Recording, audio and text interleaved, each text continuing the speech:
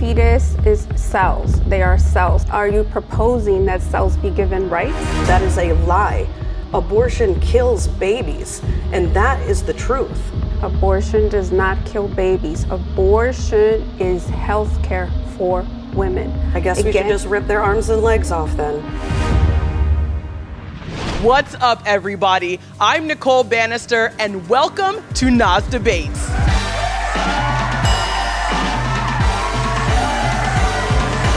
Today, we're tackling one of the most controversial topics in the United States right now and in the world. Should abortion be illegal?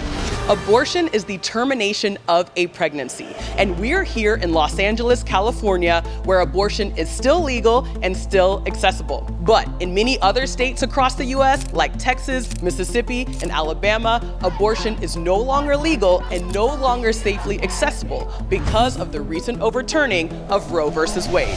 What does having the right to a legal abortion mean in the United States, and what does it mean for the rest of the world? We have two experts here to break it down. On this side, we have Terrisa Bukovinac. Terrisa is pro-life, meaning she's anti-abortion.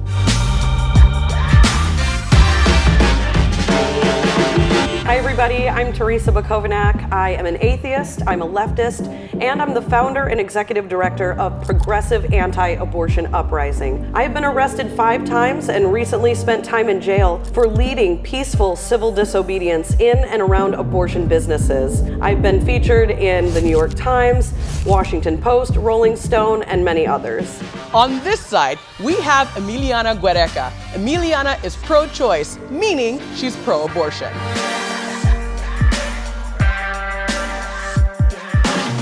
Hi everyone, I'm Emiliana Guereca, a Latina Jew activist, founder of Women's March Foundation, fighting for women's rights, pro-abortion across the country. Where they are banning abortions, we shall be there too. Thank you. Thank you both so much for being here today. And with that, let the debate begin. I used to be pro-choice, but I've come to see the concept of a human non-person as one that's been used exclusively throughout history to discriminate against whole groups of human beings. And in the case of abortion, the discrimination faced by the unborn is lethal almost 100% of the time. Abortion is the #1 cause of death in America by far, and it is incompatible with the values of equality and nonviolence. Abortion should be illegal. Abortion is a human right. As for the woman is the one that is subjected to poverty. Forcing women to carry children is a human rights violation.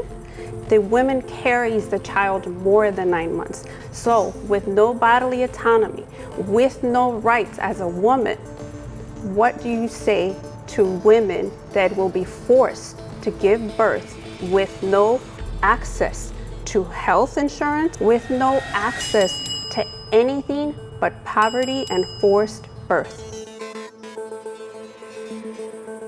The impact on the fetus or the embryo or the zygote in abortion is death. It is poisoning, starving, or dismemberment. It is brutal what they face, and it is unjust. It is not consistent with any of the other values that we claim to hold, like equality, nonviolence, and non-discrimination. And in fact, it is the antithesis of those values. A fetus is cells. They are cells. Are you proposing that cells be given rights when women have no rights? Is the proposed statement that a cell should have more rights than a living, breathing human being forced to carry children until they can no longer? Where is the right for a woman to decide what she wants to do with her body? So I've actually held the victims of abortion in my own hands, even at early gestational ages, 5, 6 weeks and up. I have seen their exposed rib cages, their spines split in half. I've seen their dismembered arms and legs. They are not clumps of cells. That is a lie. Abortion kills babies, and that is the truth. That is a lie. Abortion does not kill babies. Abortion is health care for women. How many women are in the streets due to not having health care? How many women die because they could not have access to abortion? I guess we should just rip their arms and legs off then. Again, we are talking about a woman's right to choose when she should have or not have babies. A woman has got to have more rights than cells. We're all clumps of cells. You and I are clumps of cells. But babies who are targeted for abortion have limbs like us. They have faces. They have bodies that must be killed in order to complete an abortion. That's the reality. And we have decades of jurisprudence showing that bodily autonomy is critical to all humankind, that it is an important value, but nowhere in the law has anyone ever been able to go and directly kill another human being in order to vindicate bodily rights. Because it is not a human being, it is cells. Why? What They makes are it not cells. a human being? The What law is the says they are consistent not distinction? cells. The law says they are not cells. Science says they are not a human being. They have no rights. 96% of biologists agree that life begins at the moment of fertilization. We know in an IVF lab, when a brand new human organism exists, they are whole and complete from the moment of conception. So what is the objective distinction between their human rights and our human rights? Because a woman's right to continue with the pregnancy to supersede the rights of self. But what about the baby? A woman's right. So it doesn't matter. The baby can be woman's fully right. formed, ready to be born. A woman's right Is to kill. is to choose when and if she decides to have children. She Killing a is baby carrying. and putting women and people who are disadvantaged in a place where they have to choose between killing their own child and succeeding in life is not freedom. That is not liberation. We should not be expecting low-income people and people of color to be shouldering more abortions than the rest of the community. We have to fix our societal ills. We need to create real equality for all people, regardless of gender or any other of their other circumstances. But we cannot resort to killing as a way to build a more equal society. Abortion has always been around. Whether abortion happens legally or unsafe, illegally, it's still going to happen. What we are asking is for abortion to be available, safe and legal. What we are asking is for a woman to have the right to choose what she chooses to do with her body, whether it is to have more children or no children at all. It should be a woman's right, plain and simple.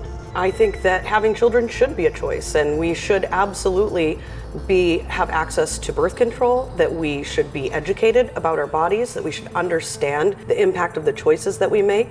And I think that we have to address the circumstances that put women in a situation where they find themselves pregnant and don't want to be. But what we should never do is resort to violence and discrimination in order to achieve the goals of equality. The violence and discrimination that you are talking about is what is happening to women with these bans on abortion. The violence and discrimination is what is happening in Texas and Georgia, across the country, that is forcing women, particularly women of color, to have children. Abortion bans save lives. We've seen the abortion rate absolutely plummet in Texas. And in places like Ireland, where abortion was illegal for many, many years, they had one of the lowest maternal mortality rates in the world. We can provide for moms. We can provide for people who can become pregnant. And we can make a space for their children too. There's not going to happen. Violence Against Women Act wouldn't even pass. Equal pay wouldn't pass. What we are talking here is about the dismantling of women's rights. When Texas tells me that abortion has dropped since the bans, you've got to be kidding me. They are now going to Kansas. They are now going to Mexico, as far as Canada. Lives are so being that saved. Texas can put down something that says, oh, lives are being saved. Absolutely not. Lives are being put in danger. Women are having to cross state lines for health care To kill and a abortion. baby, which should not be an option. Health care and abortion. Killing Healthcare. is not healthcare. Doctors take an oath to do no harm. Poisoning, suffocating, dismembering a human child in the womb is not healthcare. The Supreme Court's decision to overthrow Roe V Wade has significantly impacted women of color. They are having to travel state lines. They are having to find health care outside of the country. Young women that have been raped or coerced into having sex, and now they are looking at possibly being jailed. That night, the same man drugged and he raped me. A few weeks later, I found out I was pregnant. It wasn't my fault, and I didn't deserve to, have all this struggle and turmoil in my life because of someone else's choice. You keep using the term forced birth, and that term is very specifically used by the international criminal courts to describe someone who is being forcibly confined and impregnated for usually some kind of ethnic cleansing or genocidal reasons. That does not describe the vast majority of abortions that are happening in the United States for elective reasons. That's not forced birth, and it's disingenuous to call it that. It is forced birth when you cannot leave the state or have access to abortion in the state. You yourself just said that they have seen an unprecedented amount of women. Therefore, since the abortion ban in September, women are being forced to carry children, a violation of their human rights. Historically, when democracy fails, it fails women and children first, and this is where we're at. When it's failing the baby, it's big time, because there's been more than 63 million of them murdered in the United States alone since Roe v. Wade. Women deserve the right to live freely and choose what they want to do with their body. Women deserve equal rights, and banning abortion does not do that. If you don't want an abortion, don't have one. But don't take anyone else's right to their bodily autonomy. Telling someone who believes that something is a human rights violation, that if they don't like it, don't do it, is meaningless. If I didn't like a human rights violation happening somewhere in the United States, it's supposed to be none of my business. It is the business of every single human being. Those of us with privilege and power who are born, who are able to advocate for those who are defenseless and do not have a voice. That is what we need to be doing, not exterminating those who are weaker and who are defenseless. The impact on a woman that has a child that is forced to give birth is astronomical, and it lasts a lifetime. Women are the sole caregivers of children. Currently, there is lack of formula. Currently, there is lack of public education. Currently, there is lack of equal pay. So a woman is subjected to poverty. A woman is subjected to less education, less resources, because she is forced to give birth. There's a study that pro-choicers often cite called the Turnaway Study, which shows that those who were denied an abortion had more difficult financial circumstances than those who did not. But what this study also concluded is that after 5 years, 96% of those who were denied an abortion were glad and no longer wished to have an abortion. And what that tells me is that there's more important things to women and to those who are bearing children than just their financial outcomes. And who are we to decide what's more important to women? This is probably one of the hardest things that I talk about, because it's not easy to share with how desensitized this generation is when it comes to abortion. And that's my biggest regret. I've had 2 abortions. And as this 46-year-old woman, it still just breaks my heart knowing that I made that choice. No one is denying the fact that women will continue to have children, and that their love for their children doesn't come from whether they have access to abortion or not. I myself have had an abortion. I have 2 children. Does that mean that the love for my children has changed because I've had an abortion? Absolutely not. But the fact that there is a choice, and again, if we are so pro-life, as we call it, then why do we have so many kids in foster care? Why does the government not help women with this issue? Why? Because it is about controlling women. What the study that I just cited shows an incredible amount of ambivalence, that people are not sure about what they're choosing, and that ultimately choosing life was the better option for 96% of those who were originally seeking abortion. I think that when we're talking about whether or not abortion is impacting women or the state in a positive way, we have to take that study into consideration. 96% were glad that they did not have an abortion regardless of their financial outcomes. So 96% of women that were denied an abortion were okay with it. You just said the magic word, denied an abortion, right? Which means they were forced to give birth. And we can find studies that say that women that have had an abortion were glad they had an abortion. But when you talk about 96% that were denied an abortion, that's a red flag. That means they truly did not have a choice. They were denied access to abortion. The reality is that abortion has touched all of our lives. Across the globe, abortion is the #1 cause of death. But we know that what happens in the United States gets echoed across the world. When the Supreme Court in 1973, a year before there was even ultrasound technology, a year before women were even allowed to have a credit card, they legalized abortion throughout all 50 states. That has been echoed since then across the globe. If the United States continues down a life-affirming path, we are going to have a global impact. We can build a better world. First, there is no killing other human beings. We, as the United States, have a responsibility to keep our citizens safe. And as forcing them to have children, that does not keep them safe. And globally, the impact on that is reverberated. When we talk about forcing women to have children, we can also talk about the environment, the access to water, the access to everything that is needed for a safe community is simply not there.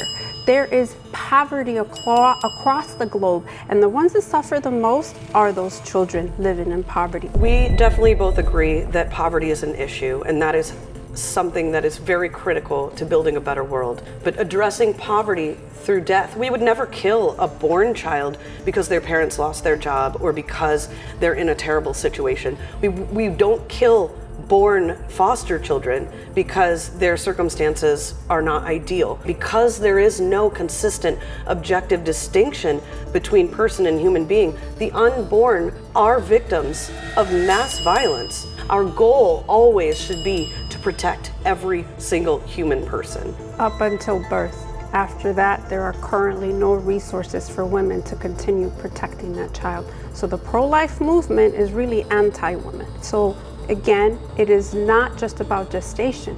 Globally, there is poverty for children. In these states, in the United States, where there are bans, the maternal health for women there is atrocious. The poverty for children is atrocious. Mississippi, Alabama, Texas being the main culprits of where women of color are living in poverty and now being subjected to forced birth. Abortion doesn't solve poverty. We know that poverty exists, well, and I think it's because of capitalism. I believe that socialist policies and mutual aid are ways that we can combat poverty, and those are necessary. And we have to be creative about how we're going to address poverty. But killing isn't helping. Poverty still exists, and the resources are out there. There are billionaires. There are people out there with the resources to help.